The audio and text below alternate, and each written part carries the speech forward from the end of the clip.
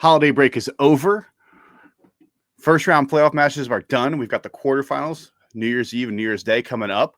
Hope everybody had some great holidays. Get ready for the New Year's. I don't know about you, William. I actually ventured out and watched a little bit of basketball this week. Went to a Temple Owls basketball game. Ventured out because their football team's not playing anymore. But I'm ready to get back in for the quarterfinals here. I hope you are too. I am, and I watched a little bit of basketball, watched a little bit of football, watched some Christmas movies. You have to watch. Did you watch a football game in a baseball stadium? I might have. The Fenway Bowl? Yeah, Fenway Bowl. Yeah, the Fenway Bowl. I watched the Fenway Bowl. I've also decided that college football bowl games are Christmas movies. And if there's snow in the college football they're bowl rewatchable. Games, Christmas movie. Yeah, but you can rewatch them. So after the game, naturally, I needed to go turn on something to cheer me up. So I just turned on, a different bowl game, a different Christmas movie. Different Christmas movie, yeah. Different Christmas movie. Pop-Tarts Bowl.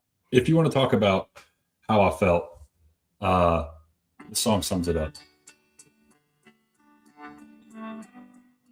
Hold it close to the mic.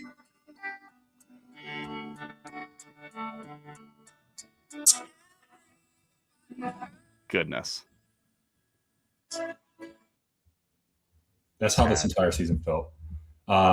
This was the first time Jake ventured into Clemson. Took him there to watch the Syracuse game, to watch us lose, to also witness a 2-hour rain delay. Lost to Duke again, so we're 0-2 in the last 2 attempts against Duke. Lost to SMU when our quarterback threw for almost 400 yards. Lost to Penn State in a bowl game. We scored 10 points. That was awesome. Lost to LSU, obviously. Almost lost to Troy. Lost to Georgia Tech. It's just Jake. It wasn't our year. It wasn't our year. But I'm not going to keep us down. The Christmas just happened. Every year you have to watch National Lampoon's Christmas Vacation, right? And Always. Then Jim Carrey's Grinch and The Elf. If you don't have those movies in your rotation, you're a scumbag. See, I'm also a Home Alone guy. I like to keep Home Alone in there. I actually believe the second one's better than the first. That's just a personal opinion. I think the one in New York City is better than the one when he's at home in Chicago. Just my opinion. Yeah. I don't know. Speaking of Home Alone 2, a guy that retired. So you think it's over. He was home alone. He was home alone. He's like, you know what? I kind of want to come back. Well, let's be clear. He never actually said he was retiring. He said he was resigning, but he was still open to coaching. See, and that's like Home Alone to Home Alone 2. And then Home Alone 3 came out. So does that mean Kyle Whittingham is going to get fired and go somewhere else? Then there's a Home Alone 4, and there's more than there. I think they came out with other things after that. But honestly, I'm out on all those other ones. But Kyle Whittingham, head coach at Michigan, it felt like he was on that list, and they weren't going to get past him. There was a couple wish list guys ahead of them: Kalen DeBoer, Kenny Dillingham. Jed Fish's name was thrown out. I don't know where Jed Fish ranked between him and Kenny Dillingham, but Kyle Whittingham, I think this is a good move to reset the culture. You want to talk about a clean-cut guy? Yeah. No scandals, no nothing. They're going to clean house, fire everybody, fire the AD that hired him, fire everybody that works there, and start fresh. Because the more we find out about Sharon Moore, the worse that gets. The more we find out about Jim Harbaugh, the worse that gets. Let's just clean house. I mean, Michigan, you've got all the money in the world. You need to get rid of some of these people. I mean, it's been horrendous. It's been horrendous. No offense, the guys that are on the staff weren't holding up to the standard that they were trying to meet as well. Right. And a guy like Kyle Whittingham is a culture changer. I mean, he was winning at Utah. There's 2 coaches that have won at Utah. There's Kyle Whittingham and there's Urban Meyer. And Urban Meyer got Utah to the point where they could get into the Power 4. They started playing in the Pac-12, and then Kyle Whittingham takes Kyle Whittingham was there. Urban Meyer was only there until 2004. Utah joined the Power 4, Power 5, I think, right around 2010. Right. So, but Urban Meyer had them in that conversation. Once they beat Alabama, I believe that was that was Whittingham. That was still Whittingham. That was Whittingham. I thought that was Urban Meyer beat Alabama. Yeah, no, because that was Nick Saban. Urban Meyer went to Florida in 2005. Oh, wow. He won that championship in 2006 and then in 2008. Who coached Alex Smith? That was Urban Meyer. Okay, I thought that was the team that beat. No. The one you're thinking of, that was Kyle Whittingham. That was a Kyle Whittingham coach team. Well, still, but Urban Meyer was great there. Kyle Whittingham takes over and keeps it great. And sustained greatness is very, very difficult, especially Whittingham was on Urban Meyer's staff, and he was the successor. He was the DC, right? I believe so. Yeah. So, and then sustained success is difficult, especially in the non-NIL era when you're competing. Well, even in the NIL era, when you're competing against USC, UCLA, Oregon, Stanford, because Stanford was a powerhouse at the time. Like, you're competing against all those schools at Utah, and you're able to win out and still be a very, very difficult team. And they probably averaged 9-10 wins a year while he was there. Yeah, I was just pulling it up. So maybe eight is probably more realistic. He had, since he joined the Pac-12 in 2011 is when Utah joined the Pac-12. The 3 years prior, they were 10-3, 10-3, 13-0, 9-4. The 13-0 team is the one you're thinking about that beat Alabama. Yeah. And they finished second in the AP poll. Once they joined the Pac-12, they had a little bit of learning curve, 8-5, 5-7, 5-7, and then they went on a nice little run, 9-4, 10-3, 9-4, 7-6, 9-5, 11-3, 3-2 COVID year, 10-4, 10-4, 8-5, 5-7, 10-2. I mean, they were basically a 9-10 win team for the last decade. Right, and don't forget that 5-7 team. They had their third string quarterback because everybody was getting hurt. Cam Rising was a game time decision every single day. They started out 4-0 and then lost their next 7, and there were a bunch of close games back in that one. Yeah, 6-point loss to TCU, 3-point loss to Houston, 1-point loss to BYU, 3-point loss to Iowa State, 13-point loss to Arizona. They were in all these games. It's not like they were getting blown out. Yes, losses are losses, but when you get your team decimated by that, this was a rough year for him. This was a little bit more of an anomaly.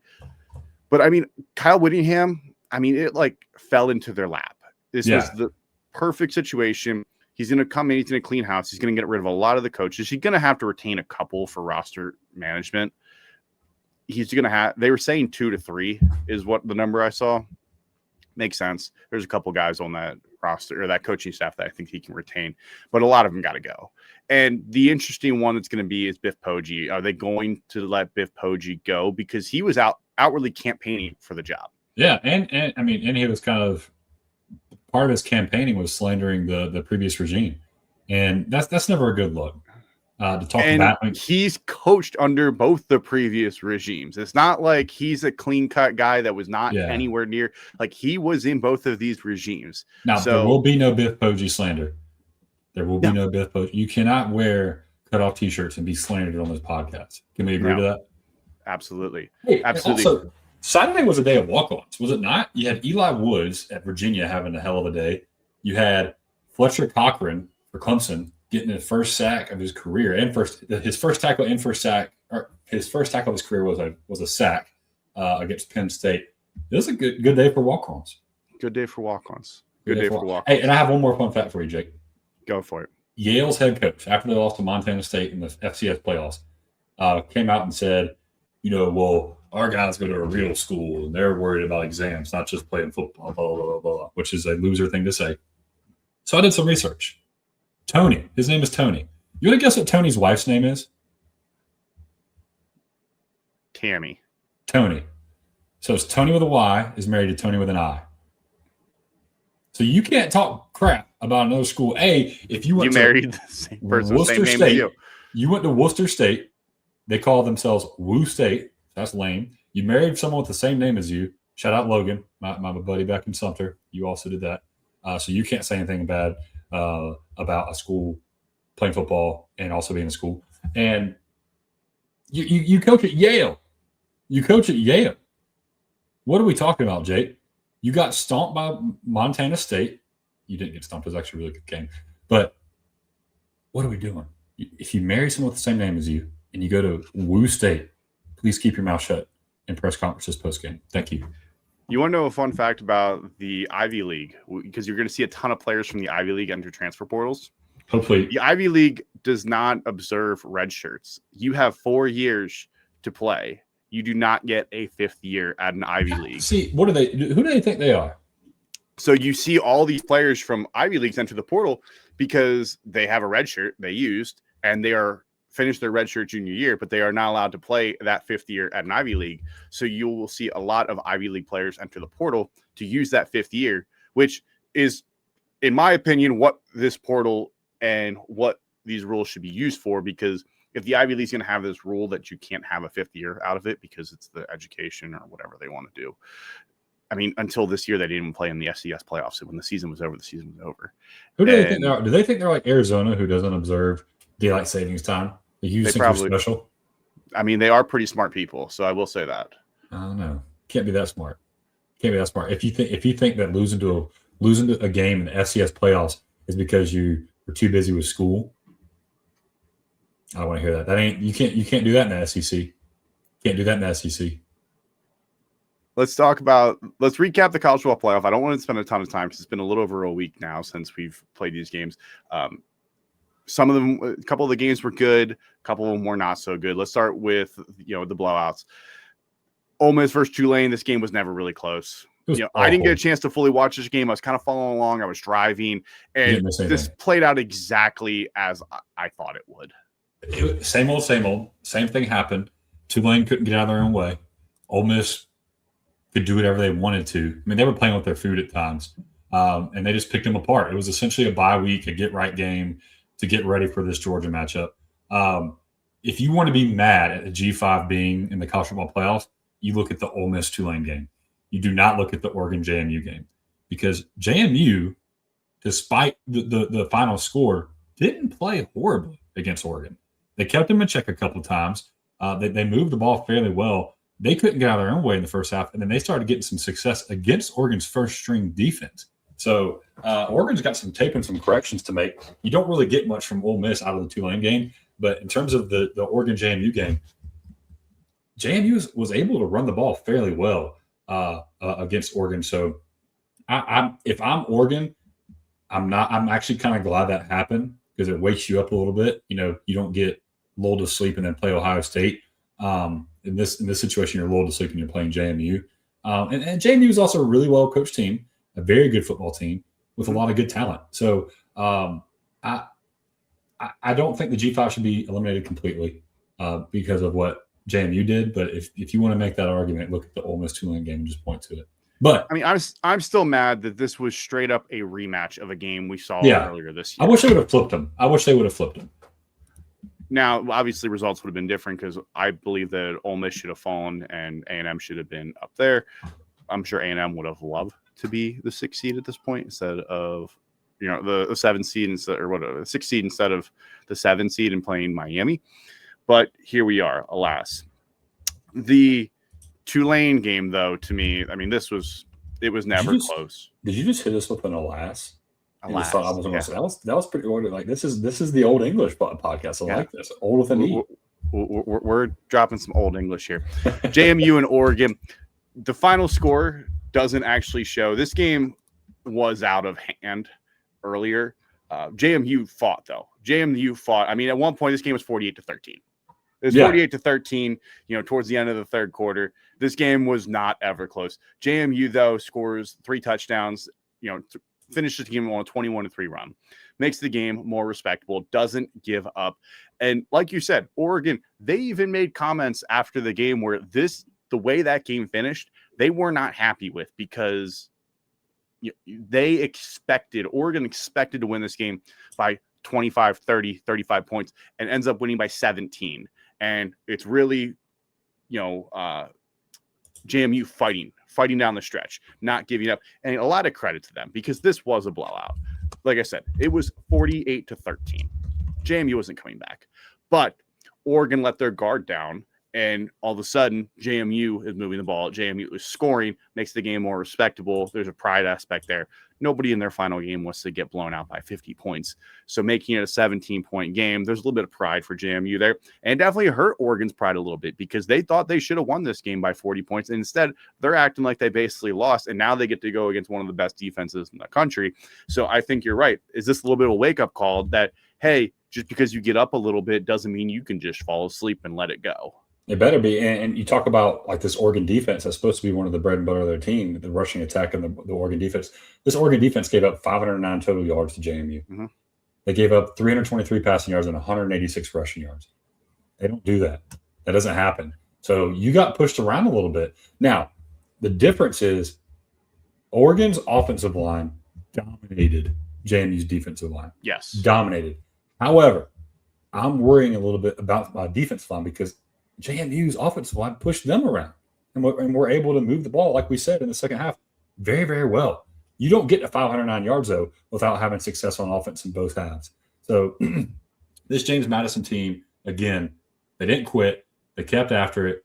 They came out with a bang. And Oregon, you better wake up before you play Texas Tech, because if you think James Madison, who had the fifth best rush defense in the country coming into this game, you're going to go face the number one rush defense in the country. You're going to Jordan Davison is not going to average 9 yards a carry, and Deer Hill's not going to average 13 yards a carry against this Texas Tech defense. Right. Now, you want to talk about blowing a game? We talked about this a little bit, text messaging over the – wow, that sounded so old. We were texting during this game. I think Oklahoma lost the game. I don't think Alabama won it. And you look back at it, Dabo used to always tell us big-time games come to 6 plays. And, Jake, you and I both could probably sit here and name those 6 plays. I'll start right now. You have the pick 6 from John Mateer at the end of the half. You have the dropped punt. So he went to go punt it and just dropped the ball. They called it a block, but it was a block punt. He just didn't even – he, just dropped it. He didn't even punt the ball, really. It's like he didn't like his setup. The missed opportunity on third down when John Mateer could have ran and got the first down easily, and then he throws it deep and the guy just doesn't catch it. The running back doesn't catch it on the crossing route. 2 missed field goals to end the game. So I just kept him out of it completely. So there's 5 plays right there. And I'm sure there's another one with a missed block, a missed this, a drop catch that doesn't show on the stat sheet, but is a crucial play. I mean, Oklahoma was running away with this. Yeah.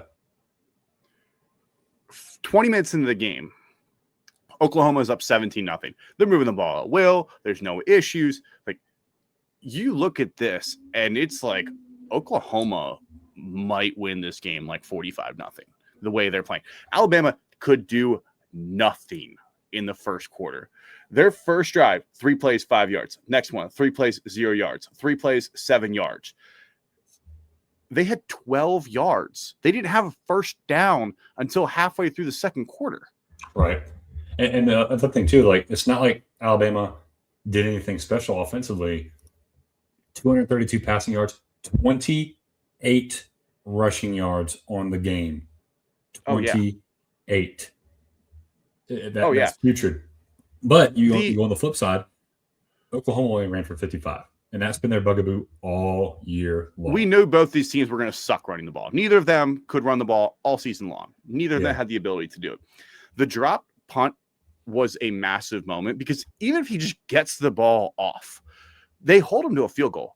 All you have to do is punt it. I mean, even a shanked punt going like 20 yards puts Alabama in a difficult situation where either they're A, possibly going for it on 4th down, or B, kicking another field goal. But then they have to actually work to get the ball in the field goal range rather than starting in field goal range. Do you think the pick 6 was like the ender to me because it really felt like, I know it's only halftime, but Alabama just building that momentum in 10 minutes of scoring 17 points when you're down 3 scores and you tie it up before halftime, it's an absolute killer to Oklahoma. And quick question. You might have seen him around with your travels. Are there milk cartons out with Ryan Williams' face on it? Because he's nowhere to be found. Is Ryan Williams the 4th best receiver on this team at this point? Heck, he might not even be the 4th best. Who's the freshman that stepped up big time in that game? Logier Brooks, Isaiah Horton, and Jeremy Bernard are probably all better. Yeah, I mean, Ryan Williams, like, what has happened? 3 targets, 1 catch, 5 yards. And he had a drop, I'm pretty sure, too. Yeah, he had drops where he looks like a shell of himself. And you know the capabilities there. It's not like he forgot how to catch the ball. This has to be something mental. He's got all the talent in the world. I don't understand. Penn State just hired D'Anton Lynn. I saw that. I did just see that. And it sounds like Pete Kowalski however you say his name, from Texas is heading to USC. Oh, interesting. Because they brought Will Muschamp into Texas. So thank God you fixed the defensive problem that you had, Texas. Thank God, because your defense was definitely the issue. It had nothing to yeah, do we were with all the concerned offense. about the defense that had Colin Simmons and whatnot on And Anthony Anthony Hill on Hill, defense, yeah, and Michael Taff and all these guys on defense that really concerned about how well they were playing. And yeah. I wasn't worried about the wide receivers and Ryan Wingo and not Anthony, and Arch Manning and that offensive line that couldn't stop a nosebleed. Yeah, I wasn't worried about them at all. Anyway, Alabama, Oklahoma. This game, like I said, I think Oklahoma lost it more than Alabama won it, and we're going to talk about it later. Alabama's about to play in Oklahoma with an offense, so I'm very curious to see how this game goes. We're going to find out if there's a difference between the SEC and the Big Ten. We're going to find out because Alabama and I sent a tweet out and talked about what the average ranking was statistically for each college football team remaining. And Alabama was by far the outlier in most statistics. They don't sack the quarterback. They do not. They allow a lot of sacks. They do not get tackles for loss. They allow a lot of tackles for loss. They do not run the football. They do not stop the run. They're really good at scoring defense, pass defense, and passing offense. That is it. So they're they're kind of the clown meme with all the all the soldiers about to breach a room, and there's a clown there holding they seem kind of like that, but at the same time that clown has a gun, and that clown can be lethal when that clown is on. So it's going to be very interesting to see them play Indiana. Like, was this game Alabama playing well against a really good Oklahoma defense, or did Oklahoma just not do enough offensively and made too many mistakes that they allow Alabama just to make too many things happen offensively? I think it's the latter. And anyway, I don't want to get ahead of myself because there's one game left to talk about. Talk about an offensive shootout. Yeah, this game to me, it almost Alabama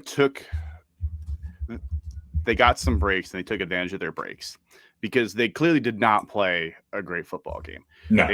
They took advantage when they could, but overall, Oklahoma made a lot of mistakes here. Like that block punt, Alabama didn't do anything for it. The punter just dropped the ball. He just didn't. Pick six, that was a terrible decision by John Mateer. Absolutely terrible decision. Great play by the defensive back. Missing 2 field goals after he hadn't missed one since the beginning of the season. Did he miss 2 or did he miss 3?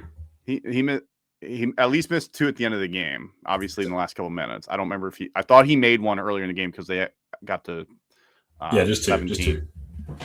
I thought he kicked 4 for some reason. It looked like a weird Oklahoma team that they got up too fast, and we've all been there. It just snowballed on them real quick. Yeah, this is Oklahoma's drive chart. 9 plays, 31 yards, which is, how do you do that? But 9 plays, 31 yards, punt. 8 plays, 59 yards, touchdown. 6 plays, 13 yards, field goal. 8 plays, 63 yards, touchdown. And then the wheels fall off. 4 plays, 17 yards, punt block. 4 plays, 21 yards, pick 6. 6 plays, 28 yards, halftime. 3 plays, 4 yards, punt. 3 plays, no yards to punt. 8 plays, 75 yards, touchdown. All right, here they come. 3 plays, 1 yard punt. 3 plays, negative 6 yards, punt. 8 plays, 44 yards, field goal miss. 5 plays, 18 yards, field goal miss. They could not get out of their own way in the second half. They had 2 drives, that had life. And that was the 8 play, 75 yard touchdown drive and the 8 play, 44 yard field goal miss drive. Brent Venables, I feel for you. The offense has been the issue all year. You got to be able to run the football. And we thought that was going to be fixed with Jaden Ott. That's what's shocking to me. Like, you go and get a guy like Jaden Ott out of the portal. I don't even think he finished the year. Yeah, it wasn't a factor at all. Barely played. John Mateer was decent at the beginning of the year, gets the hand surgery. How much is it the hand surgery that he was bad, or was it just getting into league play and not playing well? The receivers, believe it or not, you had some pretty big-time receivers step up. Deion Burks. Isaiah Satanga is pretty good. And Isaiah Satanga, the third, is phenomenal. Talk about a speedster. Didn't have his best game against Alabama, but still had a touchdown. And you have to account for him, which is probably why Deion Burks had such a great game.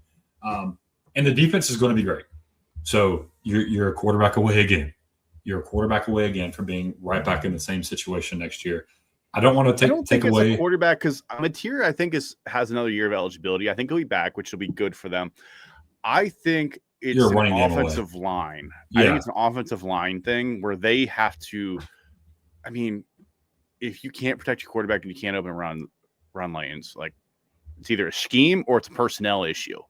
It's not your quarterback who can't make your team run the ball. Well, they couldn't run the ball last year before Arbuckle got there, so I think it's a personnel issue. Like, do you have the right guys at running back? Do you have the right guys on the offensive line? Over to Alabama, though, I mean, they cannot run through the whole playoffs averaging less than 50 yards a game. They're going to have to win a game running the ball, or they're going to get too far behind where they're just going to have to air it out the whole time.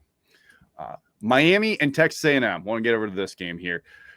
A game where nobody made kicks. They were a combined 2 for 6 on field goals. Miami was 1 of 4. A&M was 1 of 2. It was ugly. And the field goal distances were 21 yards and 35 yards. What's Miami's offense coordinator's name again? Shannon Dawson. Shannon Dawson needs to be punched in the mouth.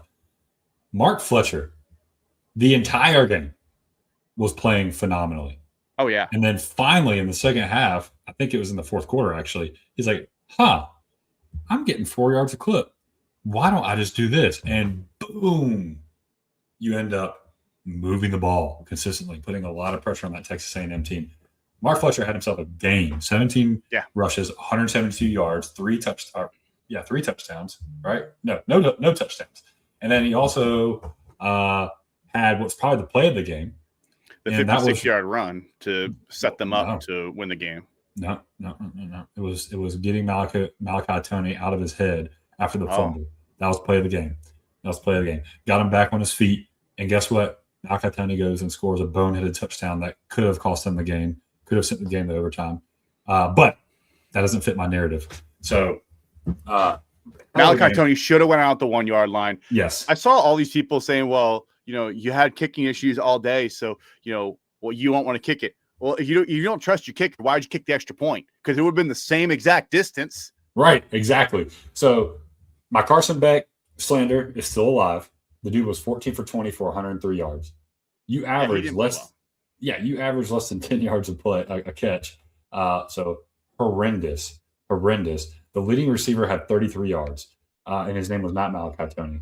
Malachi Tony had 5 catches for 22 yards. That is horrible. That is backup running back. Malachi Tony throw a pass at one point, which I don't understand.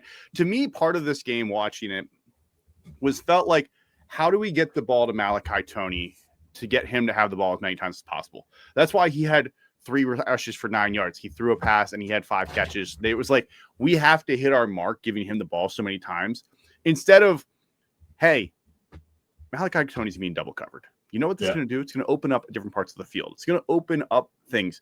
We don't have to send him in motion. We don't have to throw him this. We don't have to have him throw the ball in a game where both teams were struggling to throw the ball. The wind was whipping around, and now you're going to put a guy out there to throw the ball who isn't a quarterback. It just felt like they were trying too much to get him the ball. Obviously, Miami comes out with the win, but I'm curious to see if that changes when they play Ohio State, if it's still like, a count of, well, we got to get Malachi Tony the ball, 11 times. We have to get Mark Fletcher the ball, 15 times, 20 times. We've got to get this. We got to get that. Like, your goal is to win the game. Doesn't matter how. Doesn't matter if you win by 3 or win by 30. Here's my question. 3 Tech Pod, Mitch, Trey, Garrett, if you're listening, clog your ears for a second. Were Texas A&M frauds? I think a little bit. I think they were flirting with disaster all year long.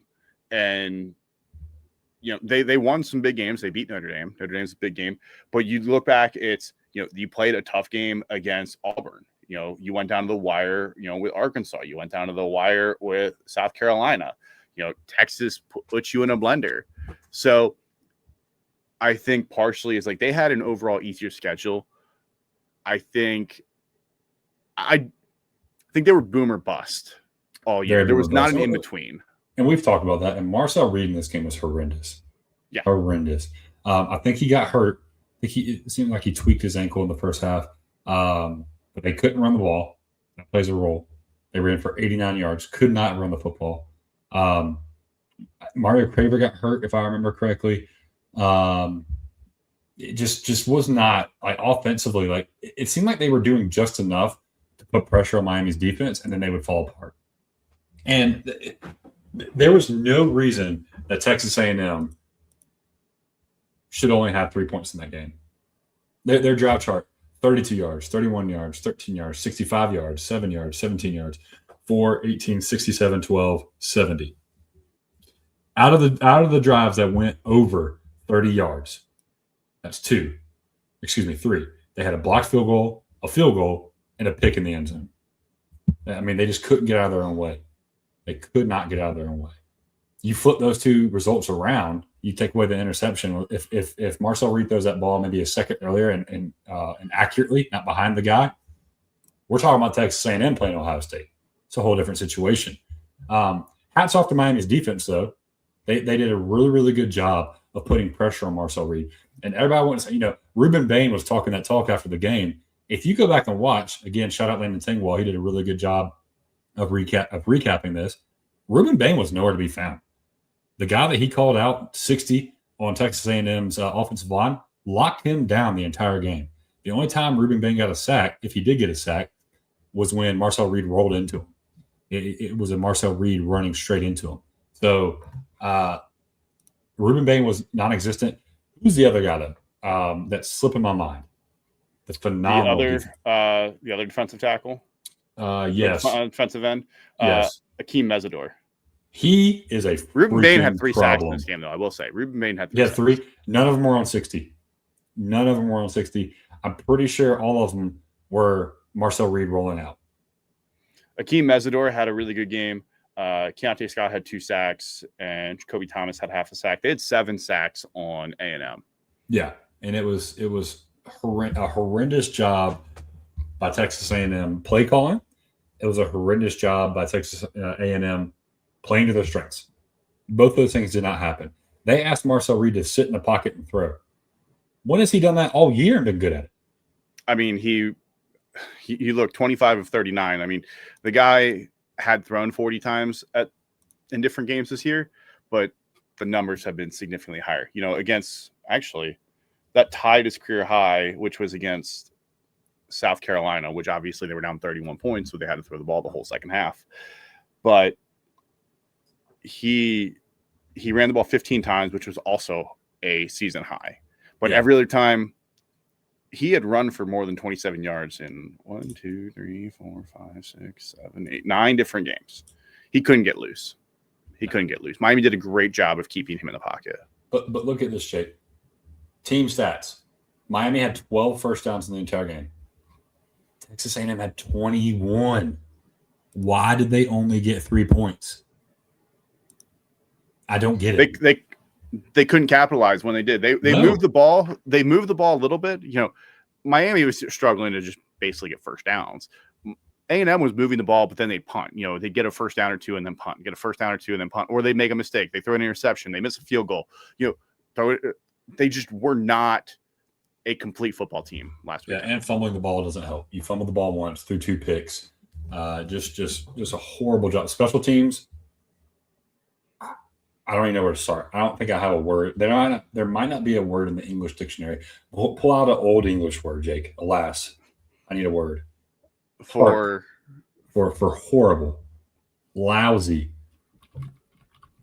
Because the special teams, specifically for Texas A&M, were insert old English word here. Edgeful. Very edgeful. E-G-E-ful. Off. Wait. Eggful. I don't know. Something like edgeful. So return yards. They had -4 return yards. They did not return a single kickoff. And they had 2 punt returns for -4 yards. Awesome. They missed how many field goals? Let's see. They missed 1 from a block. Oh, so they only missed 1 field goal. They were 1 for 2 in field goals. And if you listen to the 3 Tech Pod at all, talk about Texas A&M. The biggest bugaboo for Texas A&M all year, besides the boomer bust offense, has been the kicking game. They have not had a kicker all year long, and it reared its ugly head again. You talk about college basketball. If you want to look at the teams that are going to win in March Madness, they got to hit their free throws. Field goals are like hitting your free throws. you got to hit your free throws. When you get an opportunity to put points on the board, you got to be able to come away with it. And that blocked field goal, it was like a 27-yard kick, 30-yard kick. Yeah, for both teams, the kicks weren't crazy long. There were a lot of short field goals. But it was a very entertaining game. Don't get caught up in the box score. I really enjoyed that game. That was the lowest scoring college football playoff game of all time. Yep. And it was the first time that there was no points scored in the first half, right? I believe, the next closest was like 27 or something like that. Wait, whoa. There's been two teams that not score a single point in a half in the college football playoff. Do you know who they are? A&M, Miami. A&M's one. Oh, no, three teams. Excuse me. A&M, Miami, and there's one more. Michigan State. No. Didn't they get shut out? Ohio State. Michigan State did get shut out. Oh, Michigan State. Okay. Michigan State did get shut out, though. I was trying to bash Ohio State.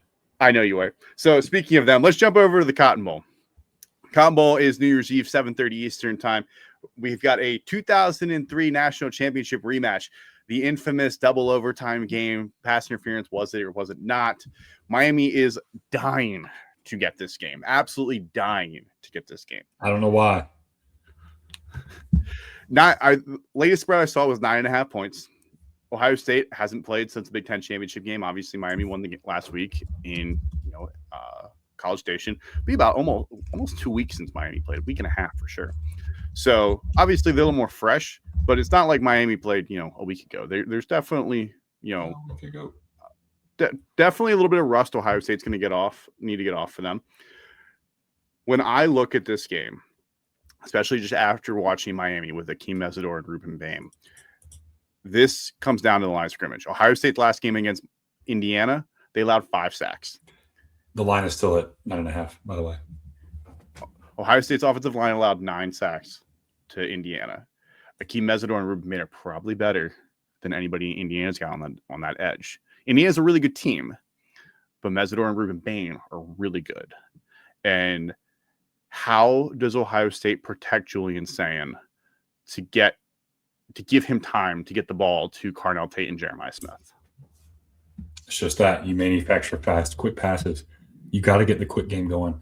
And Jeremiah Smith, with all the oohs and ahs that he's given us all year, he's not the guy to win short and take it deep. He's the guy that takes it off the top. He's the guy who wins on the outside and toe taps. He's a medium to long distance receiver. You got to have someone that can make the play. You got to have the Curtis Samuel. You got to have the gadget guy that can make plays in space, in short field. And Carnell Tate and Jeremiah Smith aren't really that guy. Now, are they phenomenal? Absolutely. Are they the two of the best receivers in the country? Absolutely. If you want to get nitpicky, that's where you get nitpicky. So they're going to have to really do well in the short game. Win your slants, win your bubble screens. The wide receivers need to be able to block on the outside. I would like to see Max Clare have a big game here. I mean, with all the focus that's going to be on Jeremiah Smith, with him being a Miami native, with him being the best receiver in the country, with him playing for Ohio State, all the talk around this game, the tight ends could really, really have a good game. You talk about where Texas A&M could have won the game more. Their tight ends had a pretty good job, did a pretty good job of getting open and extending drives. And if Ohio State's going to win, they need to be able to run the football. Bo Jackson needs to have a day. And they need to be able to use those tight ends. And then obviously if you're dinking and dunking them over and over and over again, you take the top off with two of the best receivers in college football. Yeah, I think that's the recipe for success for them. Ohio State can't just go out here and take deep shots all day because Miami has a good defense. It's not like Miami's defense is bad by any means. I mean, they're 32nd in pass defense, 7th in rush defense. Ohio State's rush offense is going to be a concern here, 63rd in rush offense. Some of that's a little bit skewed, but because early in the year they weren't great. Bo Jackson is obviously a better running back than anybody else on that roster. But similar to what we talked about Alabama, they're going to have to establish a run game. They can't just abandon the run game and hope that they can air it out, 50 times. When I look at Miami, though, Carson Beck didn't have a great game, but Carson Beck didn't make any mistakes. That was the thing. That's true. Carson Beck didn't make any mistakes. He didn't play great, but he didn't play bad. He did enough. And this game's going to be a little bit different. Obviously, it's inside. It's not outside. We're not going to have winds swirling everywhere. Mark Fletcher, he's going to get a lot of touches. But Ohio State's rush defense is just as good as Miami's. They're fifth in the country. They allow only 2.8 yards per carry. They actually have the best pass defense in the country. But Ohio State, they're 30th in sacks. They're not a super aggressive get after the quarterback. But I think that might be a little bit different because when Miami's lost games this year, it's been because Carson Beck has made mistakes. Yep. How does Carson Beck avoid making mistakes? Because Matt Patricia is going to have stuff up his sleeve. You've given him a month to game plan, knowing that, hey, he's either going to get Miami or A&M, so he's been game planning for both, but now for the last week and a half, he's been game planning for Miami. You know that he has something schemed up. Carson Beck has to avoid any mistakes. I don't think Carson Beck is going to be the reason Miami wins, but he can 100% be the reason Miami loses. Absolutely. That's spot on. And you talk about Ohio State as a team, they haven't been really forcing people to turn the ball over that often this year. They rank in the bottom. Let's see, where are they exactly? They are 83rd. They've only forced 14 turnovers this year. Be that what it may. But if you're going to get that number up, this is the game to do it. Another thing I want to talk about, I gave all these games a theme. This is probably the easiest thing. Was it a pass interference? Are you asking me? Too. Yeah, that's a rhetorical question and a real question. Was it a pass interference check? Duh. That was pass interference. 2003 National Championship rematch. Heck of a game. One of the best college football games of all time. Whether you think it was a pass interference or not, it was still one of the greatest games of all time. And Miami still had a chance to win it down the stretch. And I think they ended up throwing a pick or throwing it incomplete on the fourth down. I can't remember. Yeah, incomplete on the final play of the game. But this game is there's a lot of narratives around it. There's a lot of build-up. These two teams are big brands. And it's going to come down to quarterback play. Who doesn't turn the ball over? And you talk about what Miami had to do to beat Texas A&M and what they've had to do to win games is get the running game going. Well, guess what? Ohio State has the fifth best rush defense in the country. There's a reason that Carson Beck, the games they lost, they weren't running the ball very well, and they had to put the game in his hands, and he had to throw the ball over and over and over again. 4 picks, like he threw against Louisville, this game will be a bloodbath, and we'll be saying the ACC doesn't deserve to ever have a team in the playoff, just like we're talking about the G5, right? But in the Carson Beck throws 4 interceptions. This game might be 42-3. That's what I'm saying. It's like we'll have the same conversation we're having around the G5 right now. But this game is going to come down to who can control the football and who can manage it the best. And it's Julian Sand and Carson Beck, like you said. I don't think either of them are going to win the game, but both of them sure as hell can lose it. If Julian Sand comes out and plays like he did against Indiana at the beginning, it could be we could have another really low scoring defensive juggernaut battle out there. But Julian Sand has thrown an interception in the first quarter of the last 2 games. Julian Sand did a really good job of taking care of the ball, but against Michigan on the first drive he threw an interception, and I believe it's the second drive against Indiana he threw an interception as well. And if you want to be nitpicky of Julian Sand, in his biggest games this year is when he struggled.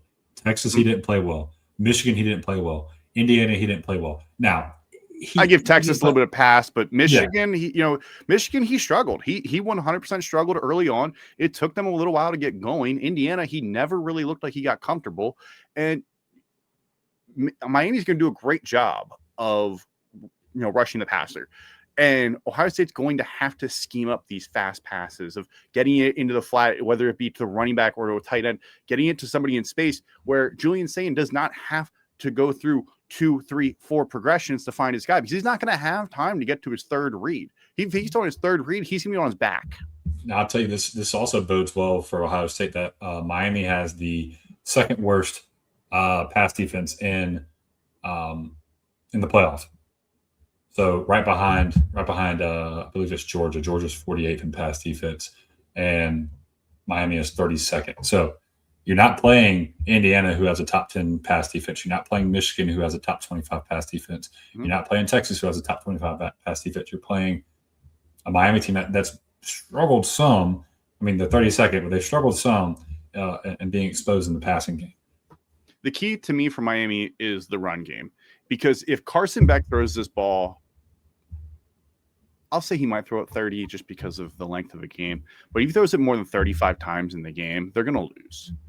Malachi Tony's phenomenal, but Carson Beck cannot throw the ball 35 times because either that means A, they're down by a lot, meaning they have to come back, or B, they're forcing stuff to people that doesn't need to be forced to. It's the whole thing of, does Malachi Tony need, 10, 12 touches in a game? Are we going to force it to him? Are we going to force, screen passes and slants and this and that? Because Malachi Tony obviously is a very fantastic athlete. You give him the ball and give him a little bit of space, he's going to get 10, 12 yards out of it. He's going to find a way to get a first down. Guy's electric. He's going to be a vital playmaker for Miami in this game. But also, if it's not there, you have other guys that can get the ball. That's my concern for Miami, is they feel like they have to get him the ball so many times a game to win the game, rather than picking and taking the risk, calculating the chances and taking the risks, rather than, well, it's second down. Malachi hasn't touched the ball. We haven't targeted him in 7 plays, so we've got to try to get him the ball again, rather than, hey, there's 3 DBs on that side of the field and he's the only one. So why don't we go to the other side? Why don't we look at the tight end? Why don't we look at Mark Fletcher in the flat? Why don't we, look at CJ Daniels, a different player? So that's my concern for Miami in this game. I have concerns about both teams. I think this is a fantastic matchup. I think this is the second best game in the second round. I think the first best game, a lot of people will agree on. It's also going to be the best uniform matchup as well. Oregon, Texas Tech. And I really want to talk about that game. You ready to talk about that game? Yeah, let's talk about that game. We've got that game in the Orange Bowl, Oregon and Texas Tech. Phenomenal game. I dubbed this one the preseason injuries, but still dominant game.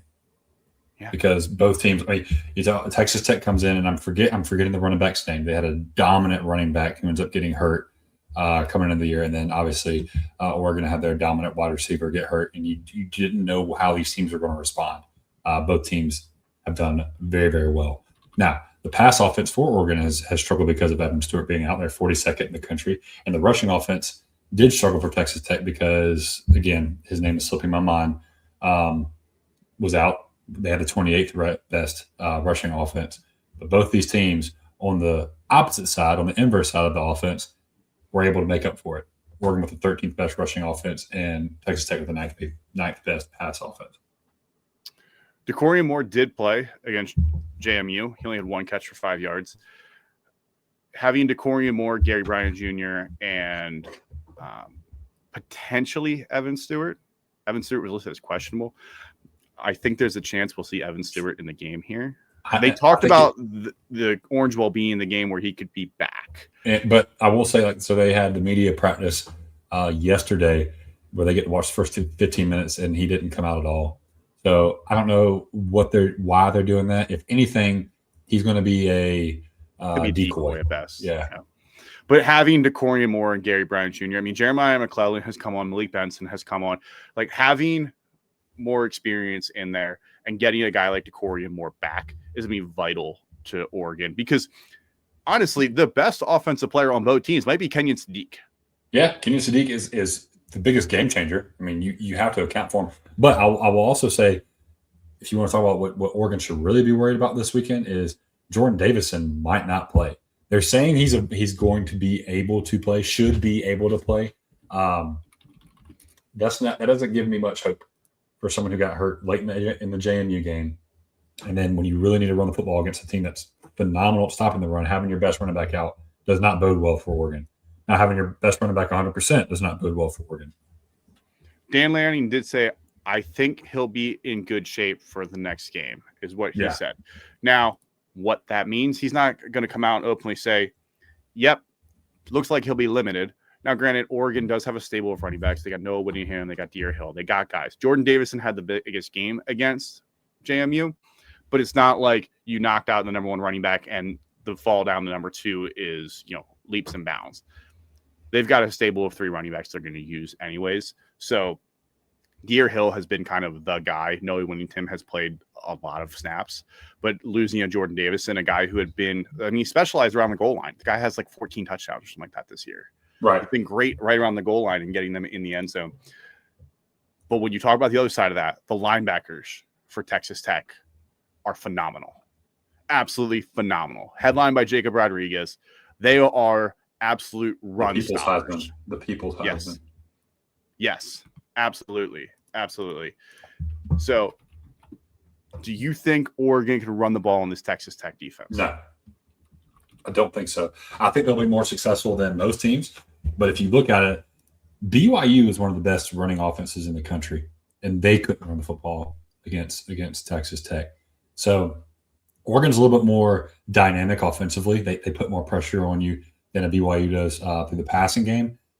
I just don't see Texas Tech allowing anyone to really run the football on them. I mean, it's that they're first in the country. They're not even averaging. They're not even giving up 70 yards a game rushing, 68.5.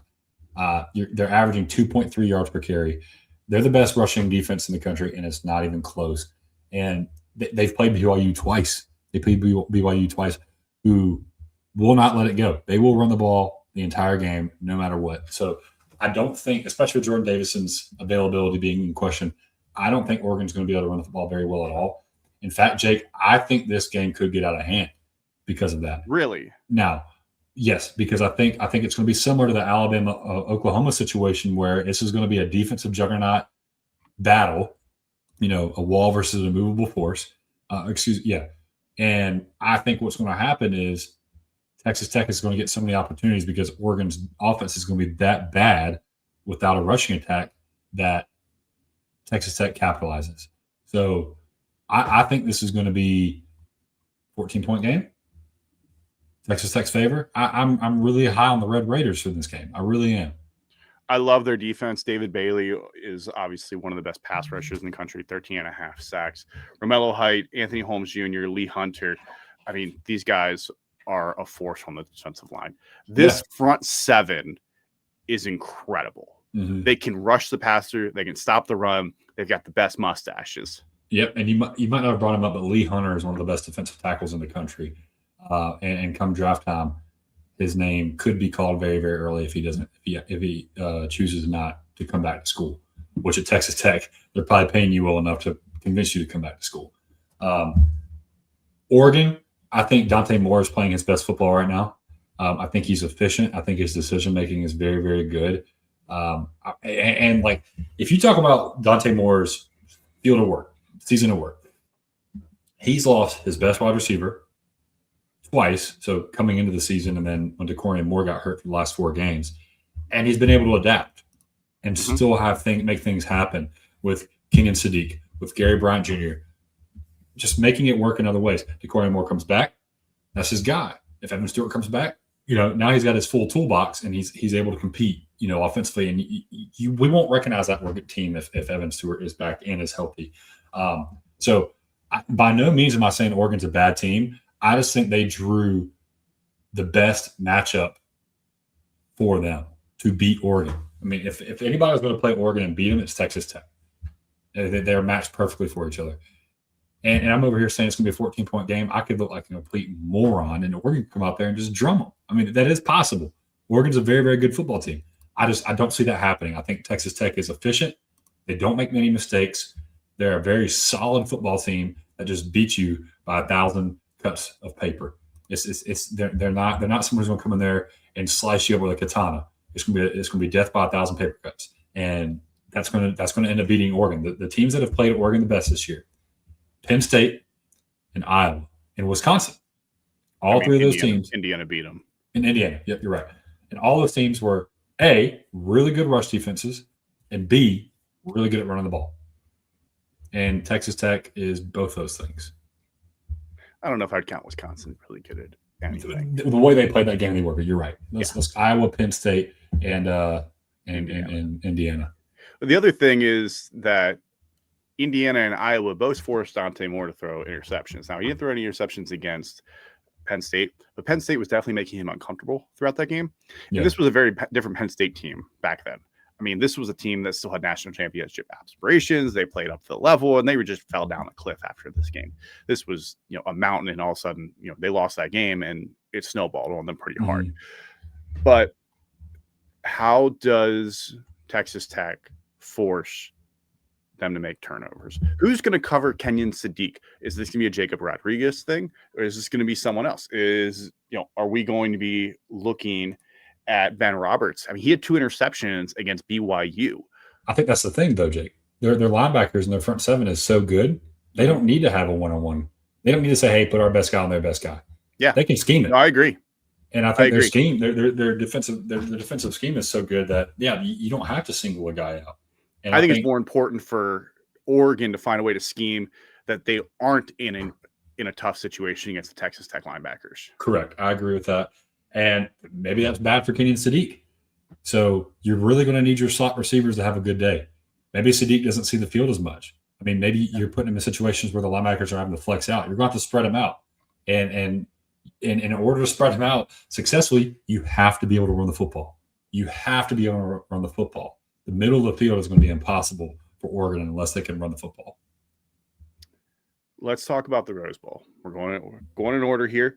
We got Indiana and Alabama, a game that 2 years ago nobody would have pictured being a Rose Bowl game, but here we are. Kurt Cignetti's got number one team in the country facing Alabama, place they've played before. I feel like a broken record saying Alabama's got to run the ball, but at this point, I'm not even sure if Alabama does have to run the ball. I'm not sure if they do. I think they just have to have timely runs to win games. Alabama is facing another difficult team. Indiana is phenomenal at everything on the defensive side of the ball. They get sacks. They get TFLs.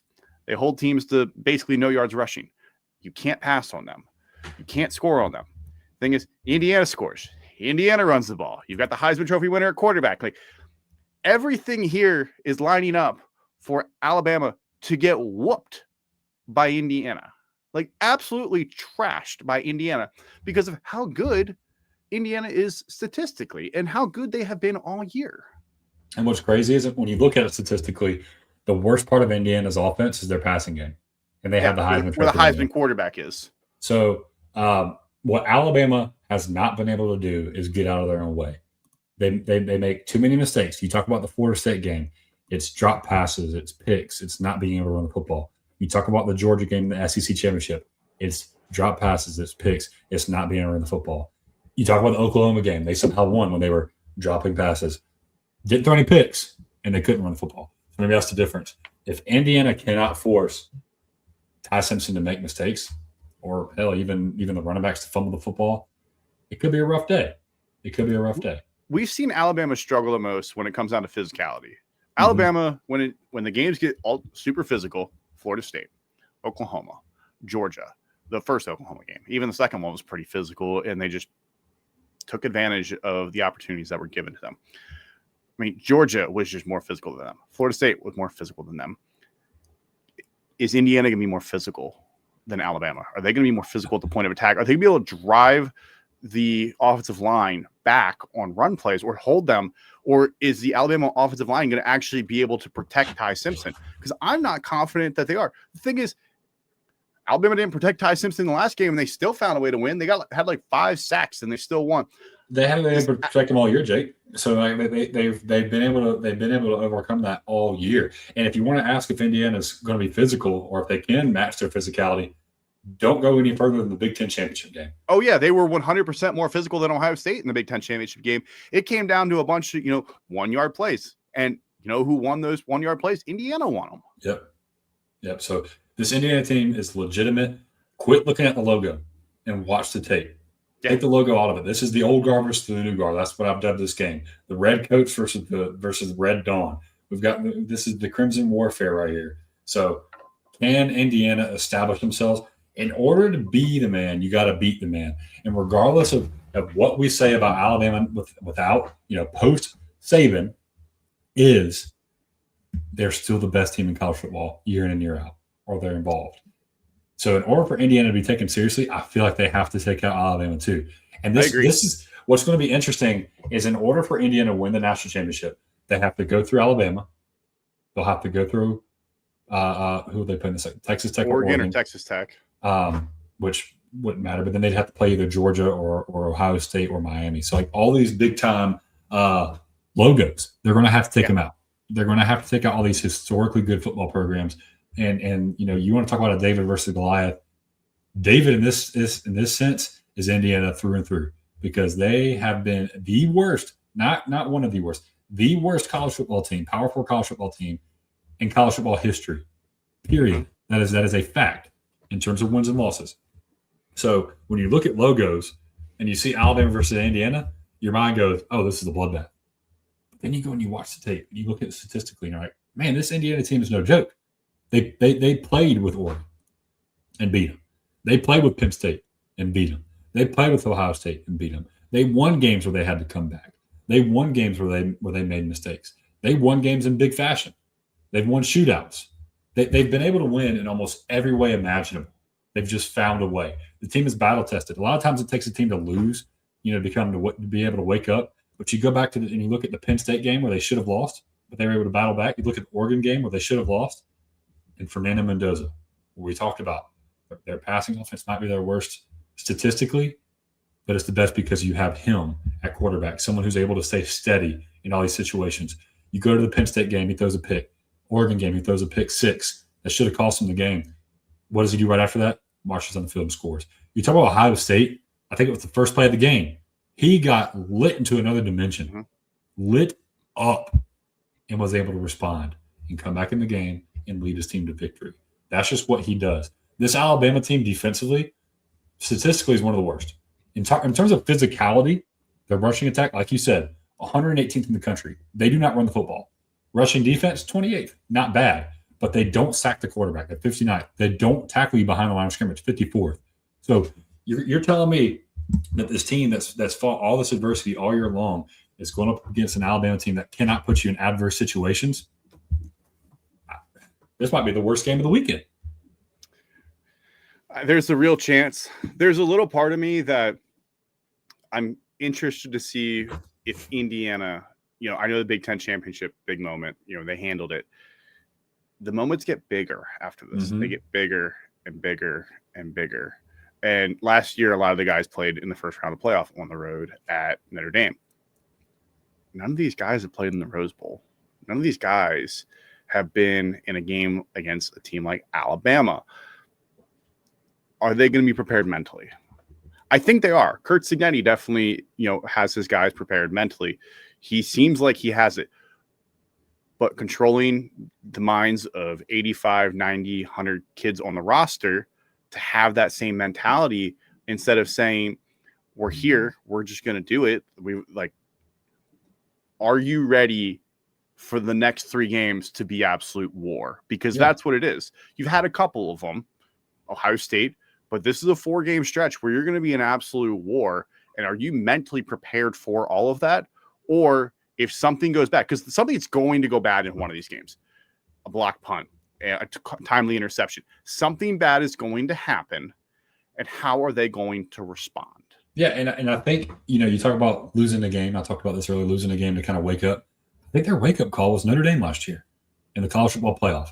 And I think that's where Kirk Cignetti said, okay, this is where we are. This is what we've done. This is what we have to do to take the next step. Can they step through the door? Can they step through the door? And you talk about Alabama, big bad Alabama. This is going to be a good game. Okay, I talked about it being a blowout. I don't think you see a blowout in this game. But you talk about Alabama, and the logo's been there. Kalen DeBoer has been there. Ryan Grubb's been there. You know who hasn't been there? Anybody on that Alabama roster. There might be a couple guys here and there that's transferred out. I was like, technically, if you had some juniors that were there, a guy like Jeremy Bernard transferred over from Washington, was on the Washington team that made the national championship. There are guys on this team that have been in the 3 years ago was Nick Saban. So it seems like ages ago with how much different their program is. It feels like it. But I don't think the Rose Bowl game against Michigan that there are definitely guys that are probably still on this roster. Not a lot, but you got some. Right.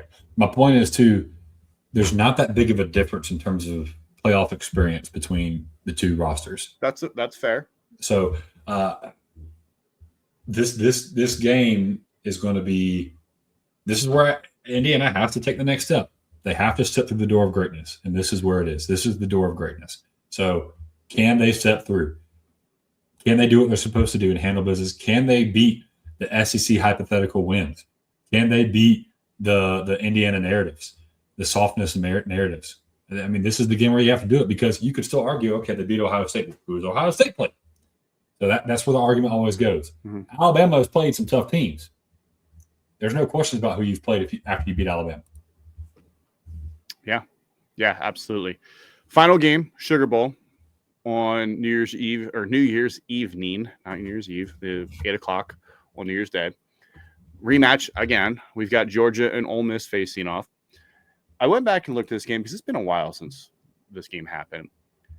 I didn't realize that Ole Miss actually was up double or 2 scores heading into the fourth quarter. Mm-hmm. That makes me think that this game actually could be close. Gunnar Stockton had the day of his life.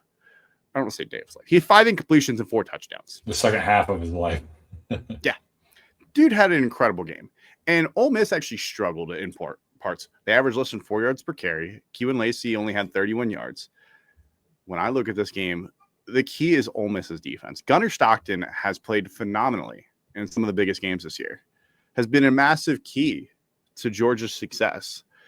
And can Gunnar Stockton, continue that, or can Ole Miss's defense, who obviously is Pete Golding's defense, find a way to slow down Gunnar Stockton and this offense?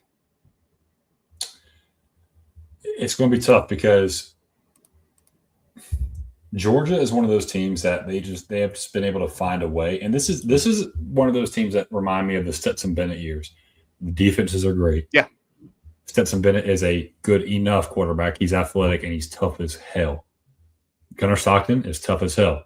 This defense is really, really good. However, this defense has holes. This is not some phenomenal defenses of being able to lock people down. I mean, there's been teams scoring points on them all year long. I mean, like you said earlier, when they played the first time, Ole Miss dropped 35 on them. Now, they got shut out in the fourth quarter, and Georgia was able to drop 17 on them in the fourth quarter. And you go back to this game, the reason Georgia won the game is because they had their way in the trenches. They were able to run the football up and down Ole Miss's throat. And Ole Miss could not do? Like you said, they could not run the football. Ole Miss had 88 yards rushing. Georgia had 221.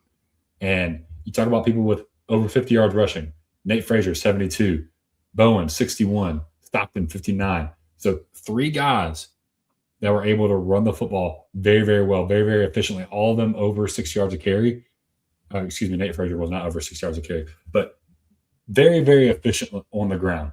And then Zachariah Branch, 8 for 8, 100% efficiency when he's targeted, 71 yards. So all they did was just do enough. And still, Ole Miss was able to score 35. How? I don't know. It really feels like this Georgia team all year is do enough. And can they do enough again? This situation seems favorable for them because Lane Kiffin's out again. And then every week he somehow finds his way into the headlines. Last week was all about how he was done wrong. Boo-hoo, hoo-hoo. This week it's all about the transfer portal's wrong and he's making money off of the last game. He's going to make more money this game. So Lane Kiffin is still being talked about weekly. There's so many distractions around this team. Is Trinidad Chambliss going to be able to come back for another year? Kawan Lacey, we have the audio that was released of Pete Golding talking to Lane Kiffin about Kawan Lacey going to LSU. All these different things are still swirling around this program. Something's got to give at some point. There's way too many distractions. It's a freaking circus over there in Oxford. I don't understand what's going to happen to them, but I think they're about to run into a buzzsaw. I think Georgia is one of the hottest teams in college football right now, and I think they're about to demolish Ole Miss. I really do. I don't think this is going to be a good game. I think go ahead.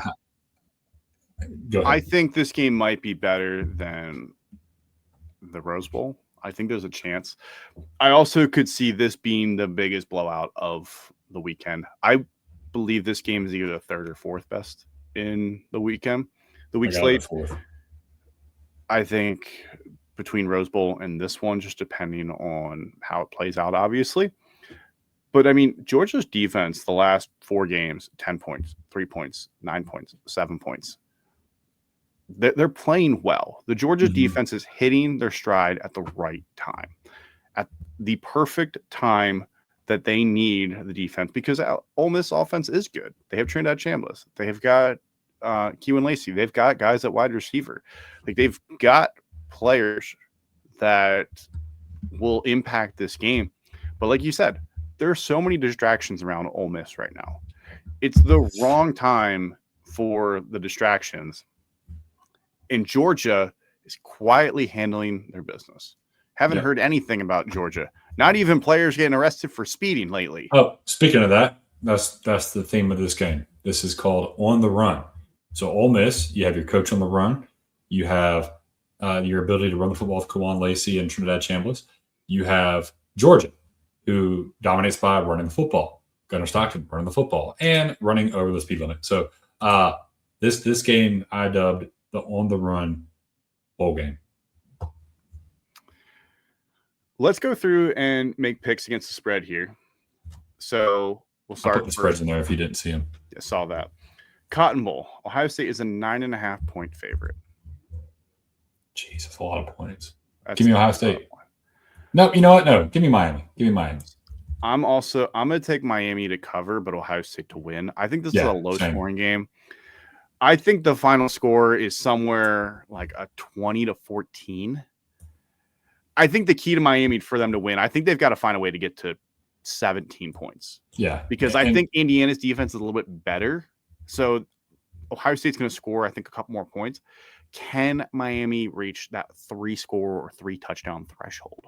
Right. And the reason I think it's going to be close is Miami's trenches. I agree. Offensive and defensive line are just really, really good. I agree. That's why I would take the under, honestly. I know it's only 41.5, but I would take the under. Yep. Oregon and Texas Tech. Oregon's a 2.5 point favorite. I've already alluded to it. Texas Tech's going to win. Hell, I might even take that over. But I've got Texas Tech in this one, winning outright. I'm going to take Oregon here. I think Oregon, their experience, their postseason, Dan Lanning, he's been there. He's got guys that have been in this situation. I think that experience is going to be very important in this game. I do think Oregon wins. I think Texas Tech's dream season comes to an end, but I think it's very close. I think this is like a 27-20 kind of game. Rose Bowl, Alabama and Indiana. Indiana's 6.5 point favorite against Indiana 6.5 point favorite in the Rose Bowl. Who you like? Give me the Crimson team. Which from Indiana? I'm going to take the Hoosiers as well. I think Indiana wins this game. I think Alabama's luck runs out finally. I think Indiana wins this game. I think we're looking like a 30-17 kind of game. I like that. I think 30-17. I think it's just the Crimson Tide finally run out of luck. Final game here, Georgia and Ole Miss in the Sugar Bowl. Georgia's 6.5 point favorite. Give me Georgia.